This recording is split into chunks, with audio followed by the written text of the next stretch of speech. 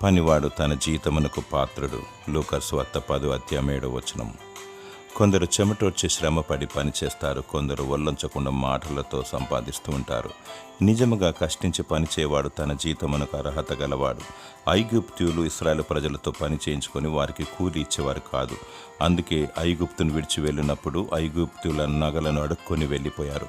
వారి కష్టార్జితము వారికి చెందింది. నీ కష్టార్జితానికి తగిన పారిశుద్ధం చెందడం లేదని బాధపడుచున్నావా? దేవుడు న్యాయవంతుల పక్షాన ఉండి అద్భుతం జరిగించును. మరియు నీ చేతి క్రింద పనిచేసే పని వారికి లేక నీ ఇంటిలో పనిచేసే పని మనిషికి ఇచ్చుటలో నీ పిడికిలిని బిగించకూడదు. మాట ప్రకారం వారికి చెందవలసిన జీతం వారికి ఇవ్వాలి, లేదా వారి కూలి మొరపెట్టును. దేవుడు బాధింపబడుచున్న న్యాయవంతుల పక్షాన ఉంటాడు. వాని క్రియల చొప్పున జీతం ఇచ్చువాడు. నమ్మకముగా జీవించు, దేవుణ్ణి మహిమపరచు. దేవుడు నిందారహితముగా నిన్ను వర్ధిల్ల చేయునుగాక. ఆమేన్.